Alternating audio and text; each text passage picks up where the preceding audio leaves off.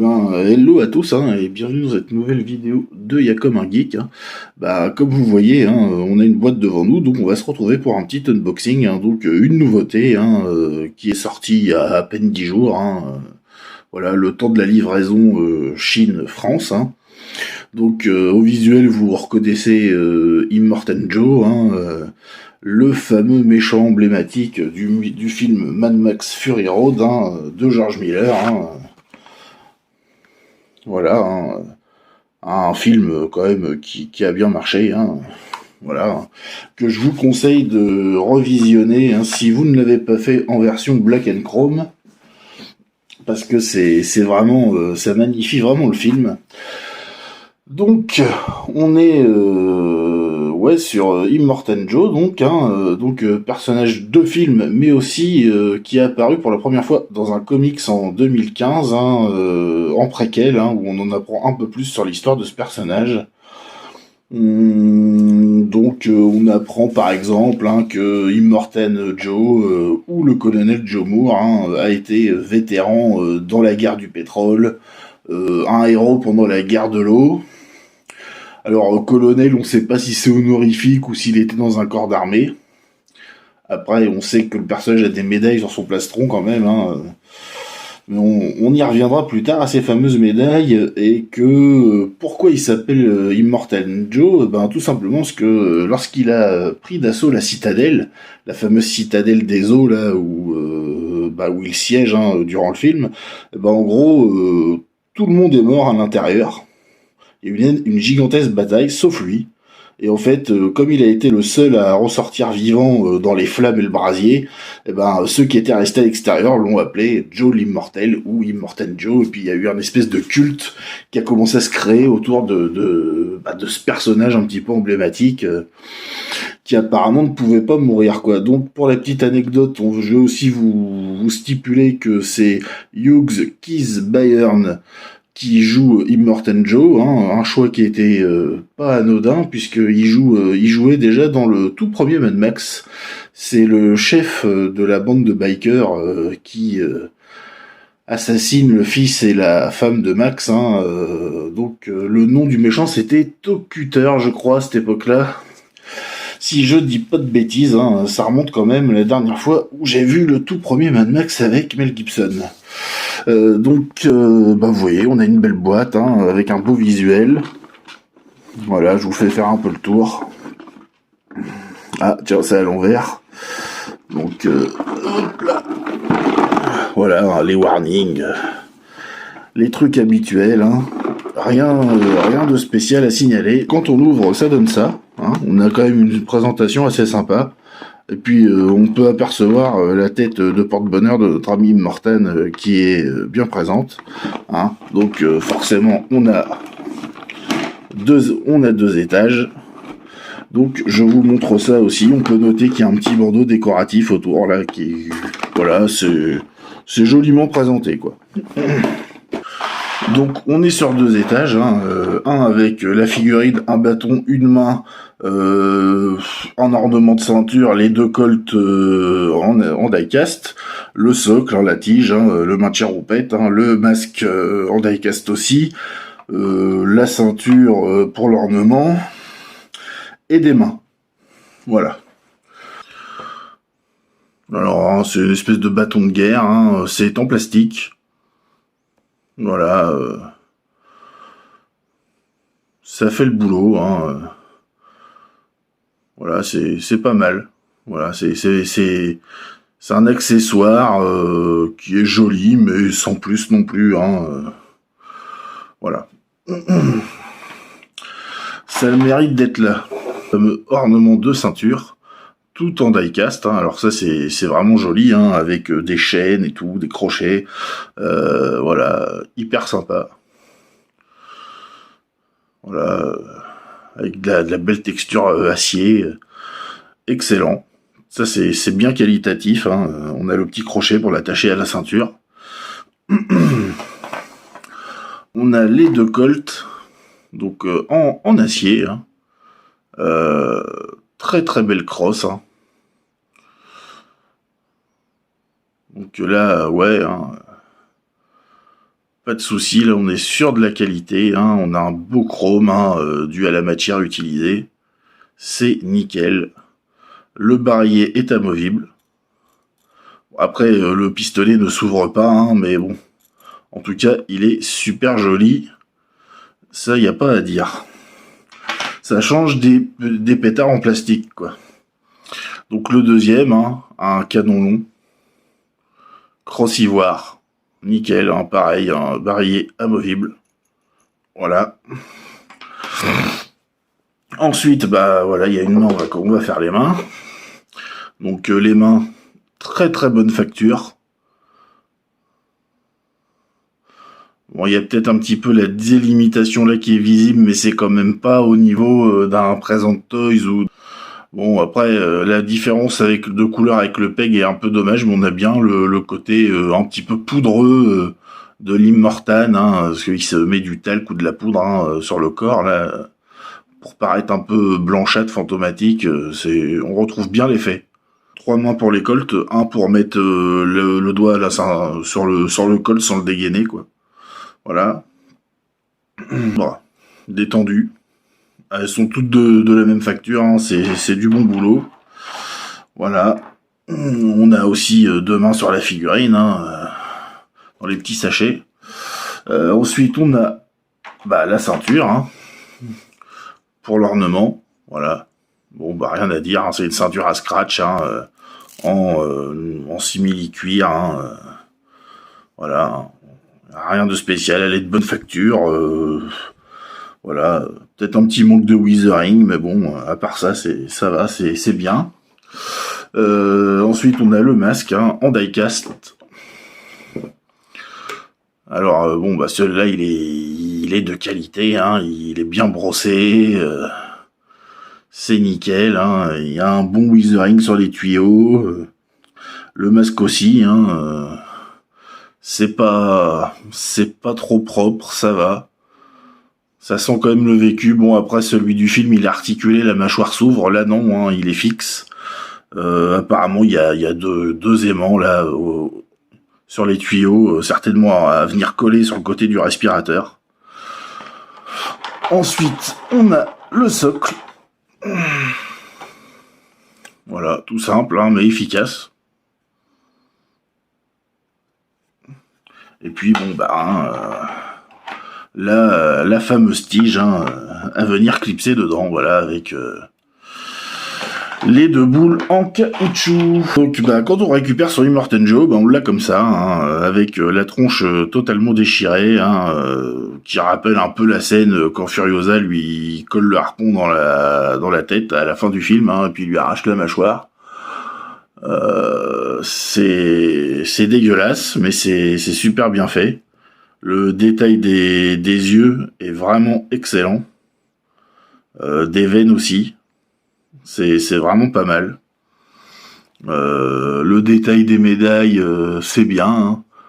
Voilà, donc on peut remarquer que comme ornement, il a sur son plastron un clavier de téléphone, des insignes de voiture.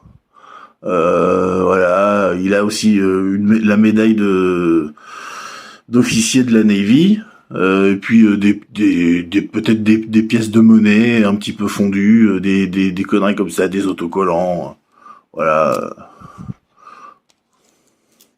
Mais bon, voilà, il est vraiment pas mal, hein. Il est vraiment bien, hein. Il manque peut-être un peu de largeur, un peu de carrure, parce que Immortan Joe est quand même assez gros. Là, il est un peu fit au niveau largeur, mais ce serait vraiment le seul truc que je reprocherais de visu comme ça. Le respirateur est en plastique dur, voilà, il y a bien 2 aimants sur le côté pour venir accrocher le masque, hein, je vous montre ça après. Voilà, on a son dos nu, hein, comme dans le film, avec des pustules, des bubons qui suintent, dégueulasses. La couleur de la peau est vraiment excellemment bien faite. Le vêtement est super fidèle, hein, il n'y a rien à dire. Voilà, il a déjà une ceinture avec 2 holsters pour les colts. Voilà, une espèce de petite jupette bien wizerée. Le pantalon, hein, voilà, après, hein, Immortan est habillé en clair, hein, faut aimer. Voilà, les bottes, alors c'est pas du cuir ça, hein, c'est une espèce de caoutchouc plastique. mais ça imite bien. Les chaussures sont fidèles aussi, hein. Donc y a pas grand chose à lui reprocher, hein, à notre ami Joe, hein. C'est plutôt bon, c'est plutôt de bonne facture. Voilà. Voilà, même les chaussures sont bien fidèles. Espèce de Santiago au bout carré. Voilà. Non, il est très bien. Faut dire ce qui est. Il est très bien. Hein, et la jupette est câblée, hein, donc on pourra donner des pauses dans le vent, voilà, ou plus statique, hein, pour du muséum, hein, histoire que ça tombe bien. Donc ça c'est une très bonne initiative aussi. Alors pour les articulations, la tête, ça bouge pas trop, et c'est une sorte de tête molle en caoutchouc. Bon, par contre, vous pouvez faire droite-gauche, mais ça m'étonnerait qu'on puisse le faire une fois qu'on aura mis le masque.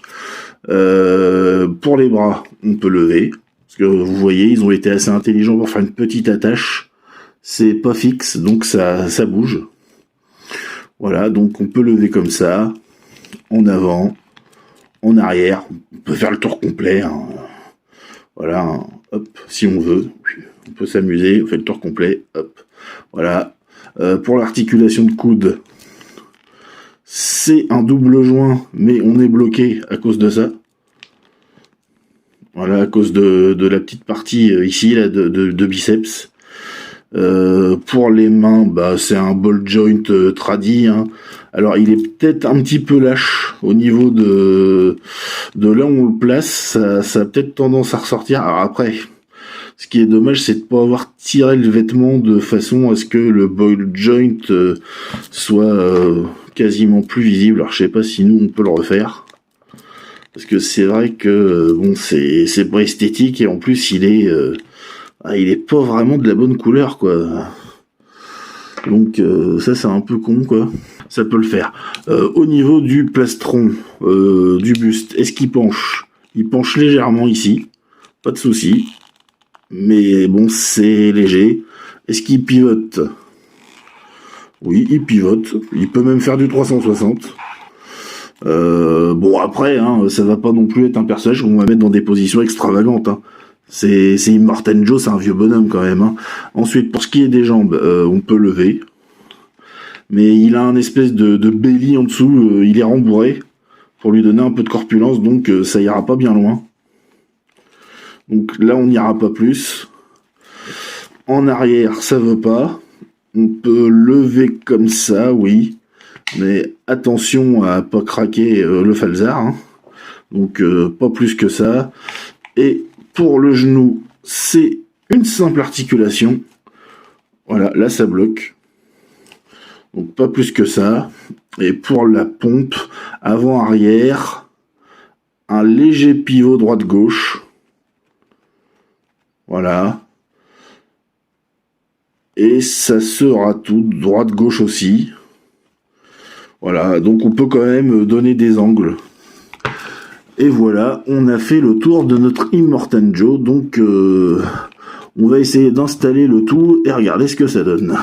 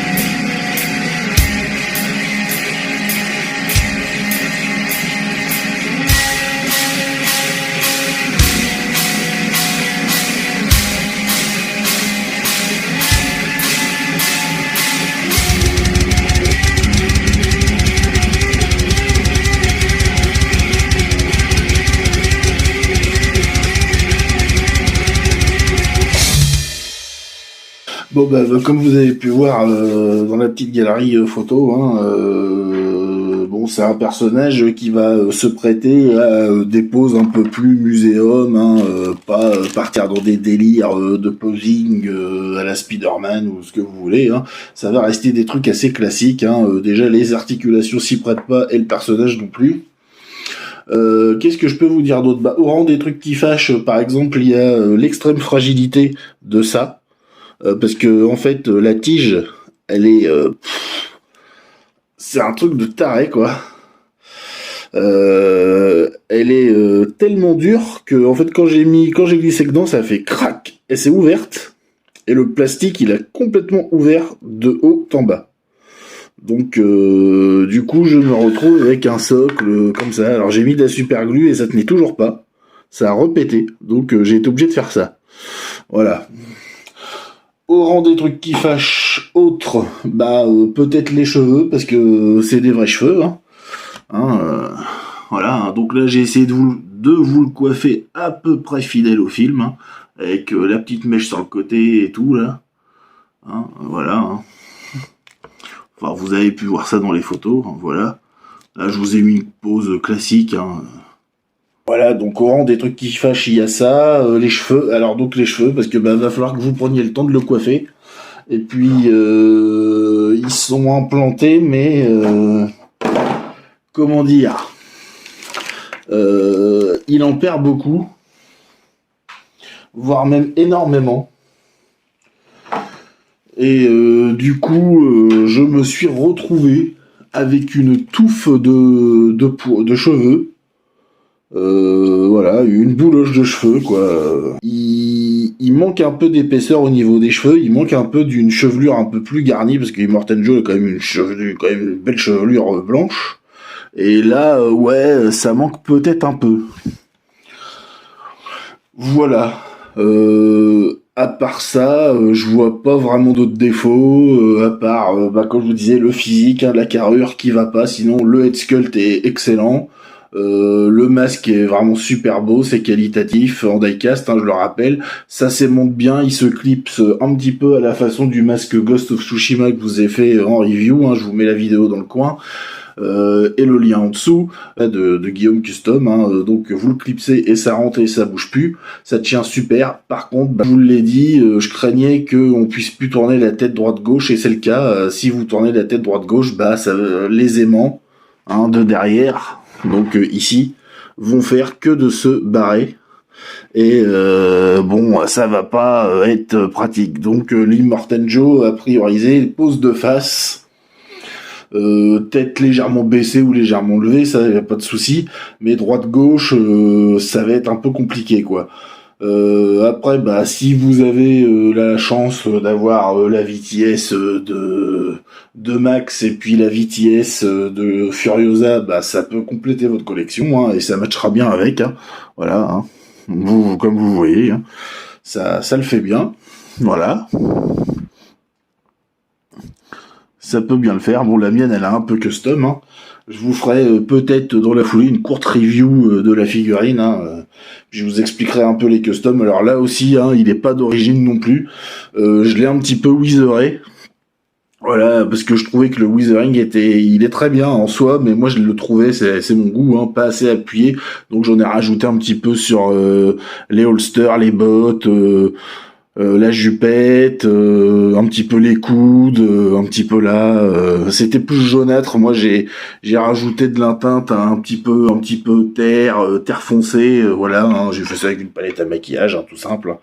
Pas non plus des trucs savants. Hein. Voilà, donc hormis les petits défauts que je vous ai cités, bah, c'est une belle surprise hein, de chez Premier Toys, hein, surtout le HS. Hein, je pensais que on allait avoir un beau truc en prototype et puis une fois arrivé, ça allait être totalement foiré. Et ben non, on reconnaît bien l'acteur, on reconnaît bien le personnage, le costume est super fidèle, là-dessus il y a rien à dire. Donc j'en suis vraiment très très très content et si vous êtes fan de l'univers de Mad Max, hein, bah comme moi, bah écoutez, elle est pas non plus à un prix excessif, hein, ça excède pas les 150$, donc bah foncez, hein, essayez de privilégier les endroits où vous avez pas de douane. si vous la trouvez encore, hein, et vous serez pas déçus, quoi. Voilà. Bah écoutez, c'est fini pour cette review, hein. Comme d'habitude, je vous invite à vous abonner, hein, à mettre la cloche, hein, un like, un commentaire. Hein, vous avez tout ce qu'il faut en générique pour nous retrouver. Hein. Également en description sous la vidéo, hein, vous avez tous les liens, hein, le TikTok, le Insta, le Facebook. Et nous, on se retrouvera pour une prochaine vidéo, hein, donc je ne sais pas quoi pour l'instant, hein, si ça sera du unboxing ou autre chose. Hein, j'essaye de développer la chaîne vers d'autres horizons avec des reviews peut-être d'animés, peut-être des reviews de bandes dessinées, etc., etc. Hein, ne plus privilégier que les figurines. Voilà, donc on verra avec quel format on se retrouvera. Hein, ça va être la surprise. Voilà, et ben écoutez, je vous souhaite une bonne matinée, une bonne journée, une bonne soirée. Tout dépend de quand vous regardez cette vidéo. Et je vous dis à la prochaine. Allez, salut!